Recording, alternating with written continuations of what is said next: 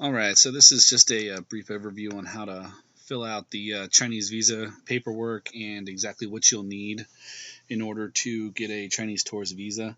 It's very simple, and you need to be by a Chinese visa location, which would be consular. There's one in DC, and they're scattered about the country. A few things you're going to need. You need the application filled out with no blank spaces, which basically means if there's a question that they're asking for, you need to write none in there. Okay. You need your U.S. passport with at least 6 months remaining after your trip and one full page left on the passport, because what they do is they actually put your visa in your passport as like a sticker, or they apply it in there in some permanent fashion. So you need a full page. You'll also need to go with a photocopy of your passport. Okay, that's very important. So you'll need black and white or color, they say, is fine.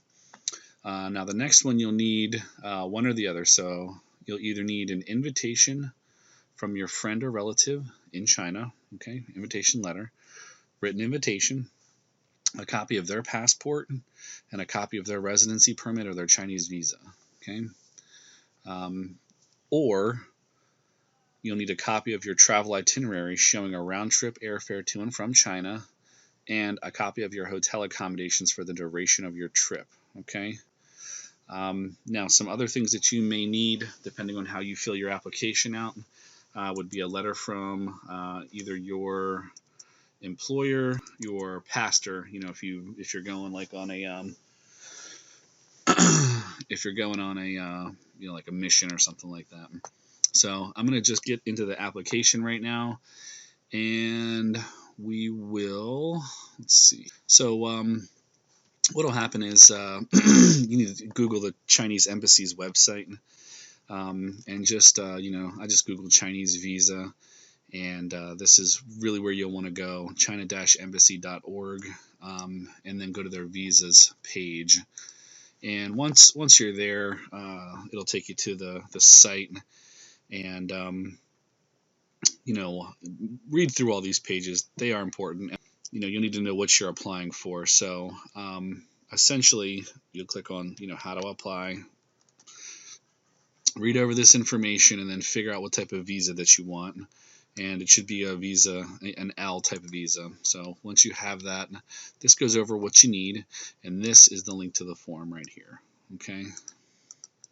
So once you'll go there, it'll bring up the form. You'll want to download this form, okay, and open it in Adobe Acrobat. All right. It'll make it 10 times easier to fill out. So you can fill it out here if you'd like, but you can't go back and edit it later if you can't fill it all out in one sitting. So once you download it and open it in Acrobat Reader, you can then fill it out. Okay. So I've already started filling this one out, and the first section is pretty straightforward. Last name, middle name, first name. You'll need a photo of yourself, a passport photo. Okay. So they've got a lot of restrictions on what kind of photo you need for that. I just got my photo taken while I was there, okay? And it's $15. It's not cheap, but at the same time, they get it done correctly, okay? So as far as the photo that you'll need, they have a photo requirements link. Let's see here, somewhere on their site.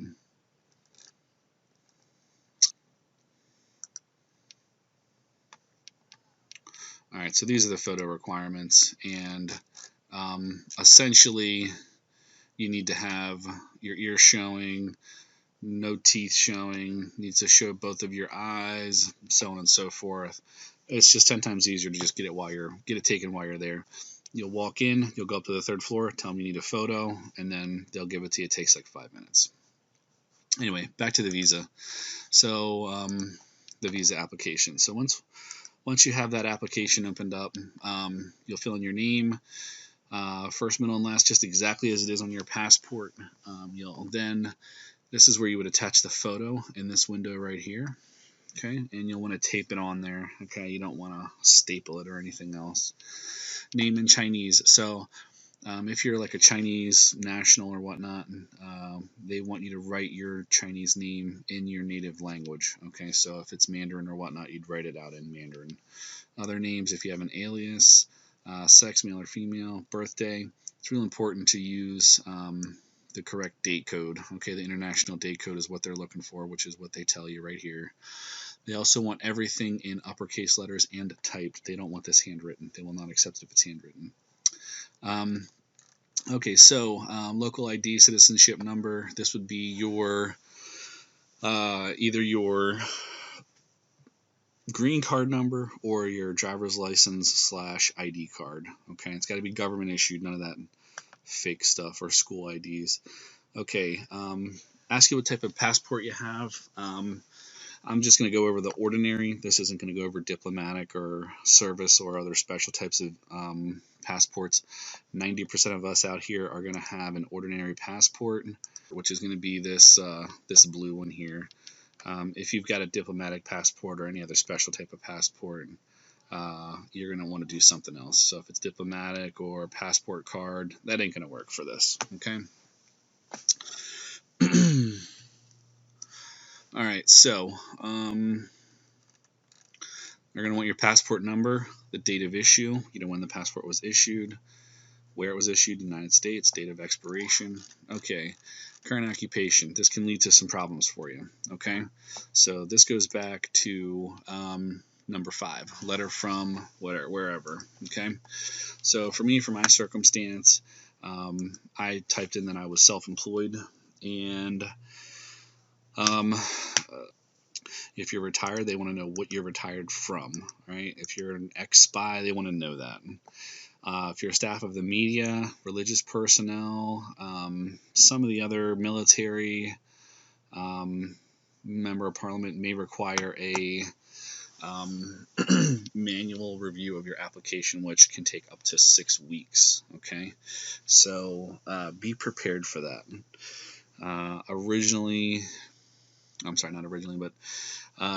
If your company has the word media or military or news agency, anything like that in it, they're going to mainly review your application, and it's not going to go quick. Okay. Essentially, they're going to want documentation from everything on here. So if you're a business person, they want a letter from your company, even if it's signed by you saying that you own the company, it's your company or whatnot. If you work for IBM, they're going to want a letter from HR at IBM saying that you're going to China and you're not going to do any work. You're going there for travel, signed by someone at HR. Okay. If you're a company employee, they're going to want a letter from your company saying that you're a company employee and that you're not going to China for work purposes.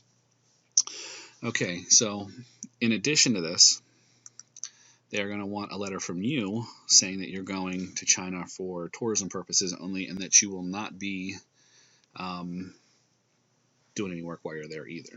You got to think about it from their perspective, which is that they don't want people going to China, taking Chinese people's jobs, doing Chinese work that the 1.3 billion people that live there could be doing.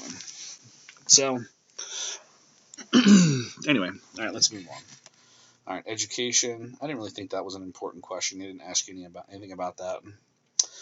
Employer and or school. So if you're coming here on behalf of a school or a church or whatnot, they're going to want a letter from the school or the church just saying what you're going to be doing there. All right, and then you're going to have to fill that out here. So if you're self-employed, they're going to want your name of your company.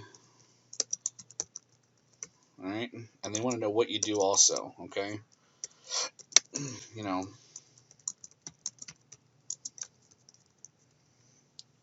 all right, they're going to want the phone number,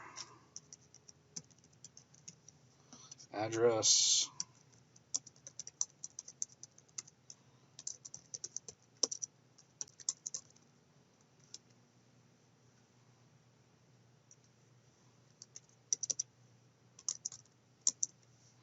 oops, I don't have my caps lock on. All right. Okay, so then that'll take us down to the next page, page number 2, which is home address. They're going to want your home address,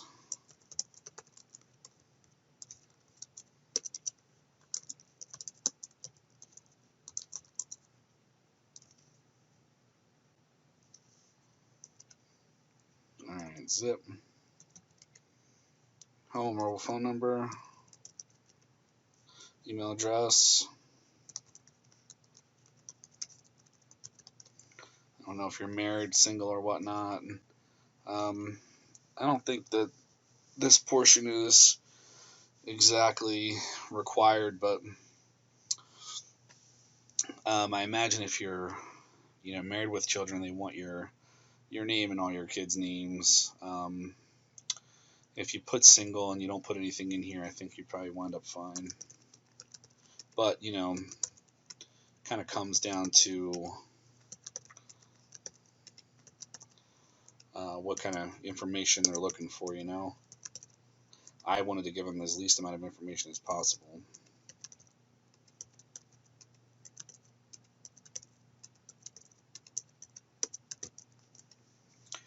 All right, so emergency contact. You definitely want to put someone in here that they can get a hold of if there is a problem. If you get arrested in China, they need to call somebody.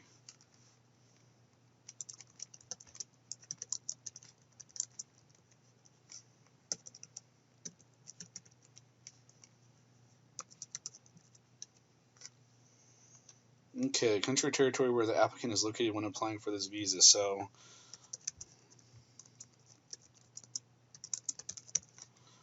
all right, let's see here. Travel information. So, this is pretty much a simple one, tourism.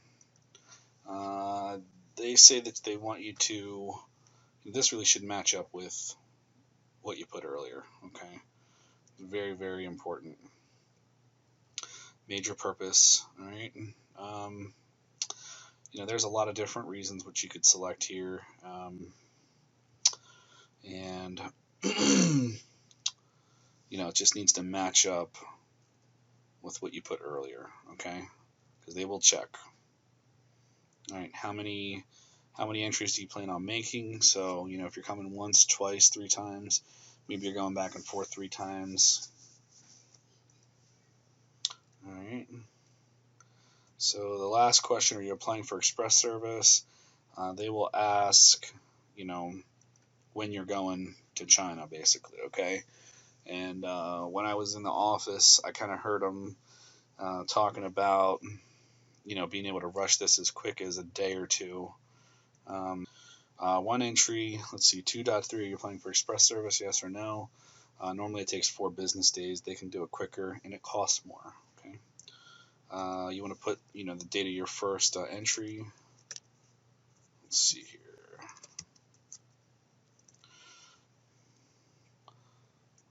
All right, so how many days are you staying there? 7, 25, 2. All right, they're going to want an itinerary of your travel. So easiest way really is to just put in the date you're traveling, where you're going. So I would just basically put the location that you're going to be, so your hotel room, and or your friend's address. You put it here, put the date. So let's see.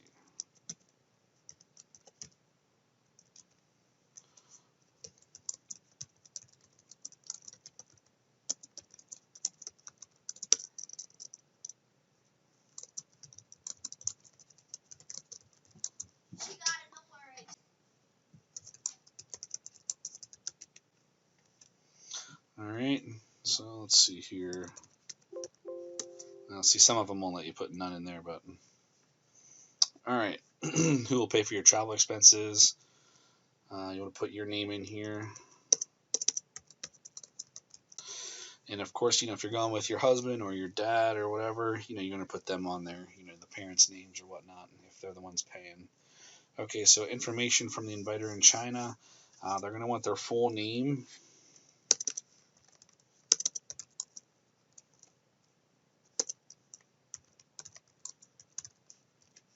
And their address. They're also going to want their phone number, all right?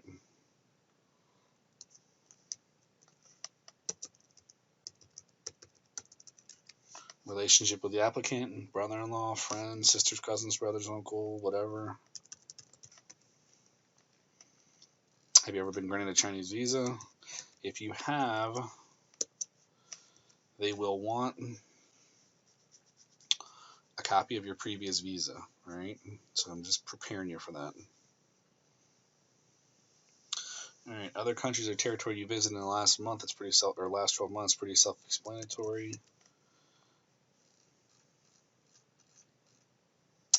All right, you should really all be no. If there's not a if there's a yes in here, then you're gonna have a problem. All right. All right. So in here, put none. Okay. So in here, you really should put in what you're gonna do in China. So, and you can get as detailed as you want. Okay. This I didn't necessarily understand, but I would imagine if this is a child or if you're the legal guardian of someone, you'd probably use this section. But essentially, this is just none. This doesn't seem like a normal question here. Probably something that was lost in translation. So you want to just read over this. You want to sign, and then all right, and then if you're filling this out for your kid, you're gonna fill this section out and sign and date here. And then last and not least, you want to print this form, okay? And so what I would do is I would just do save as, and then save it on your hard drive, okay? Let's see here. So what will happen is when you get your passport back, it will have your Chinese visa attached in there. And this is kind of like what it'll look like. And it'll just be a sticker on a page. I think the normal cost is about $140. And let's see.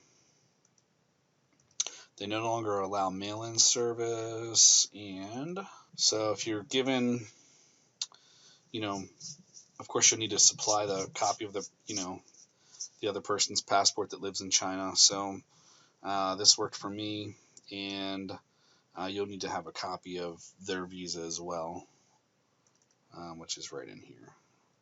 So that's what you'll need, along with a copy of your passport. Very, very important. I simply supplied a letter that I found on the internet.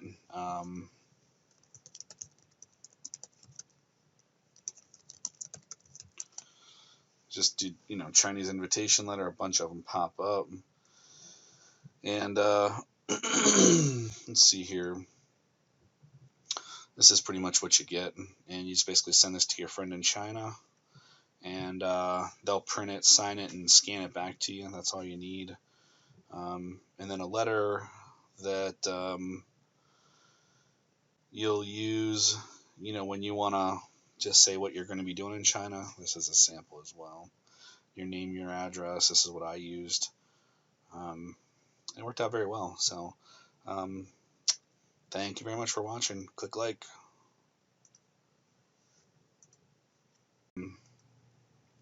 This is